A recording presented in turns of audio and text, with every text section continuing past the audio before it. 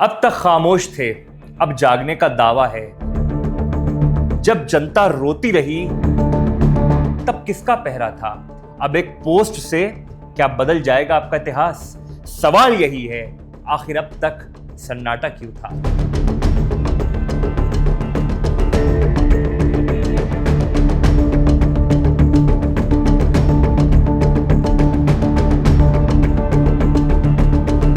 नमस्कार, मैं हूं माज और स्वागत करता हूं आपका डायनामाइट न्यूज पे।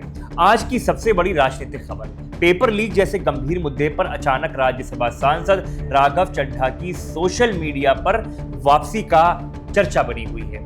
महीनों की खामोशी के बाद उन्होंने एक नहीं बल्कि दो पोस्ट शेयर किए। लेकिन सवाल खड़ा हो रहा है, जब देश भर में छात्र सड़क पर थे, विरोध प्रदर्शन हो रहे थे, संसद में हंगामा हो रहा था और युवाओं का गुस्सा चरम पर था, तब आखिर राघव चड्ढा कहां पर थे?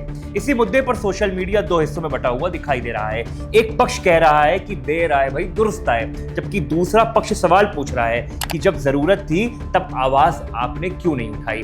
बताया जा रहा है कि आम आदमी पार्टी छोड़कर भाजपा में शामिल होने के बाद राघव चड्ढा लगातार मीडिया और सोशल मीडिया दोनों से दूरी बनाए हुए थे। इसी दौरान संसद का मॉनसून सत्र चालू होता है, देश में बड़े राजनीतिक घटनाक्रम होते हैं, कॉकरोच जनता पार्टी का जो पूरा प्रदर्शन है वो चर्चा का विषय रहता है, सोनम वांगचुक का आंदोलन सुर्खियों में रहता है, लेकिन राघव चड्ढा की ओर से कोई भी सार्वजनिक प्रतिक्रिया सामने नहीं आती है। करीब एक महीने की खामोशी के बाद 23 जुलाई 2026 को अचानक से उनके एक्स अकाउंट पर गतिविधि दिखाई देती है। उन्होंने प्रधानमंत्री नरेंद्र मोदी के 2 संदेश रीपोस्ट किए, जिनमें पेपर लीक के खिलाफ सख्त कार्रवाई और युवाओं में भविष्य में जो उनके साथ दिक्कतें हो रही हैं उसके समाधान की बात करी। हालांकि इन दोनों पोस्ट में राघव चड्ढा ने अपनी तरफ से एक शब्द नहीं लिखा, ना कोई टिप्पणी, ना कोई राय, ना कोई राजनीतिक संदेश, सिर्फ प्रधानमंत्री के संदेश को शेयर किया।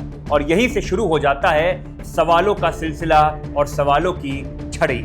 सोशल मीडिया पर कई यूजर्स ने पूछा, क्या ये वही राघव चड्ढा हैं जो कभी राष्ट्र मुद्दे पर खुलकर बोलते थे? क्या ये वही नेता हैं जो पहले सरकार पर लगातार सवाल उठाते थे? और अगर पेपर लीक इतना बड़ा मुद्दा है तो फिर अब तक उनकी चुप्पी का कारण क्या था? याद दिलाया जा रहा है कि नीट पेपर लीक विवाद के दौरान राघव चड्ढा की ओर से कोई बड़ी सार्वजनिक प्रतिक्रिया देखने को नहीं मिली। इसी वजह से उन्हें लगातार ट्रोल किया गया। कई यूजर्स ने उनके पुराने भाषण और वीडियो शेयर करते हुए आरोप लगाया कि सत्ता बदलने के बाद उनके तेवर बदल गए हैं। जब से पार्टी बदली, राघव जी ही बदल गए हैं। इतना ही नहीं, बीजेपी में शामिल होने के बाद उनके सोशल मीडिया फॉलोअर्स में आई कथित भारी गिरावट भी चर्चा का विषय बनी। इंस्टाग्राम पर फॉलोअर्स कम होने को लेकर कई तरह की प्रतिक्रियाएं सामने आई और इसी को लेकर पूरे इंस्टाग्राम पे मीम्स की बाढ़ सी आ गई है। उनका एक पुराना बयान, मैं अभी भी घायल हूं इसलिए खतरनाक हूं, सोशल मीडिया पर फिर से वायरल किया जा रहा है। इस लाइन पर हजारों मीम्स बन रहे हैं और विरोधियों ने इसको लेकर राघव चड्ढा के ऊपर खूब निशाना साधना चालू कर दिया है।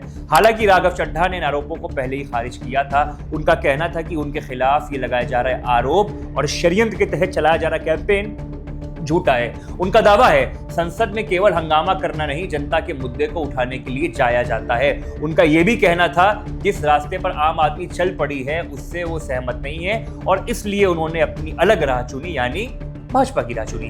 लेकिन राजनीति में केवल सफाई देने से काम खत्म नहीं होता।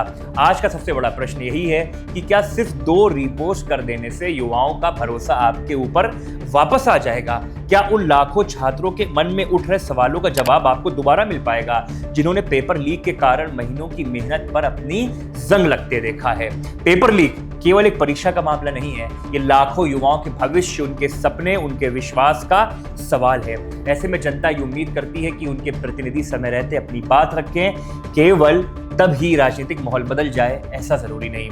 फिलहाल राघव चड्ढा की सोशल मीडिया की वापसी ने एक नई बहस छेड़ दी है। समर्थक इसे उनकी सक्रियता की शुरुआत बता रहे हैं, जबकि आलोचक इसे देर से उठाया गया कदम बता रहे हैं। अब देखना होगा कि आने वाले दिनों में राघव चड्ढा सिर्फ सोशल मीडिया तक सीमित रहते हैं या संसद और जनता के बीच भी इसी मुद्दे पर खुलकर अपनी बात को रखते हैं। लेकिन सबसे बड़ा प्रश्न आज भी वही है। जी हाँ, सबसे बड़ा प्रश्न आज भी वही है, क्या ये युवाओं के साथ खड़े होने की शुरुआत है या सिर्फ राजनीतिक समय देकर की गई एक औपचारिक मौजूदगी। आपकी क्या राय है? क्या राघव चड्ढा की ये वापसी सही समय पर हुई है या बहुत देर हो चुकी है? आप जो भी सोचते हैं कमेंट करके हमें अपनी राय जरूर बताएं। आप देख रहे थे डायनामाइट न्यूज। आपका बहुत बहुत धन्यवाद।